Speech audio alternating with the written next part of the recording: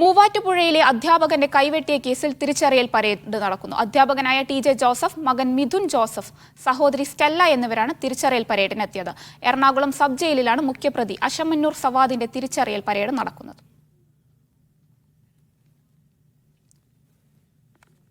വിവരങ്ങളുമായി ശരൺ ചേരുന്നുണ്ട്. ശരൺ, എന്തൊക്കെയാണ് വിശദാംശങ്ങൾ? ടി.ജെ. ജോസഫും മകൻ മിഥുനുമാണല്ലോ അശമന്നൂർ സവാദിന്റെ തിരിച്ചറിയൽ പരേഡിനെത്തിയിരിക്കുന്നത്. വിശദാംശങ്ങൾ എന്തൊക്കെയാണ്? ഷഹാന, അതായത് എറണാകുളം സബ് ജയിലിലാണ് മുഖ്യപ്രതിയായ അശമന്നൂർ സവാദ് റിമാൻഡിൽ കഴിയുന്നത്. ഇവിടെ വെച്ചാണ് ഇപ്പോൾ തിരിച്ചറിയൽ പരേഡ് പുരോഗമിക്കുന്നത്.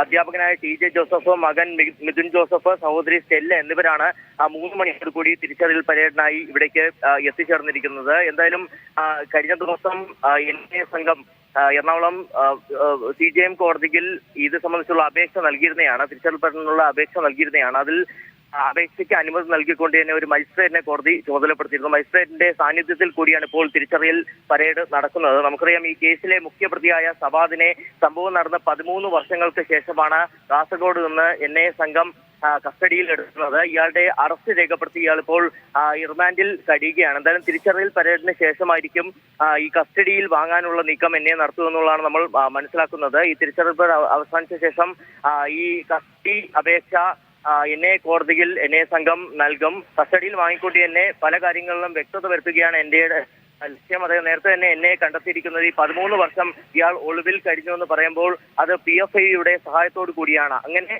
സഹായം നൽകിയ, ഒളിവിൽ കഴിയാൻ സഹായം നൽകിയ PFI നേതാക്കളെ കേന്ദ്രീകരിച്ചുള്ള അന്വേഷണത്തിൽ കൂടിയാണ് ഇപ്പോൾ എൻ.ഐ.എ ഉള്ളത്. എന്തായാലും കസ്റ്റഡിയിൽ വാങ്ങി ഇയാളെ ചോദ്യം ചെയ്യുമ്പോഴായിരിക്കും ഇക്കാര്യത്തിൽ കൂടുതൽ വ്യക്തത വരുത്താൻ കഴിയുക എന്നുള്ള പ്രതീക്ഷയിൽ കൂടിയാണ് എൻ.ഐ.എ ഉള്ളത്. ഇതിനിടയിൽ കൂടിയാണ് ഇപ്പോൾ അതിന് മുന്നോടിയായി തിരിച്ചറിയൽ പരേഡ് നടക്കുന്നത്. ഈ കേസിലെ മുഖ്യപ്രതിയായ അശമന്നൂർ സവാദാണ് ഈ അധ്യാപകനായ ടി.ജെ. ജോസഫിന്റെ കൈ വെട്ടിയെന്നുള്ളതാണ് എൻ.ഐ.യുടെ കുറ്റപത്രത്തിൽ ഉണ്ടായിരുന്നത്. ഏതായാലും തിരിച്ചറിയൽ പരേഡ് ഇപ്പോഴും പുരോഗമിക്കുകയാണ്. മൂവാറ്റുപുഴയിലെ അധ്യാപകന്റെ കൈവെട്ടിയ കേസിൽ മുഖ്യപ്രതി അശമന്നൂർ സവാദിന്റെ തിരിച്ചറിയൽ പരേഡ് നടക്കുകയാണ്. വിവരങ്ങളാണ് ശരൺ നൽകിയത്.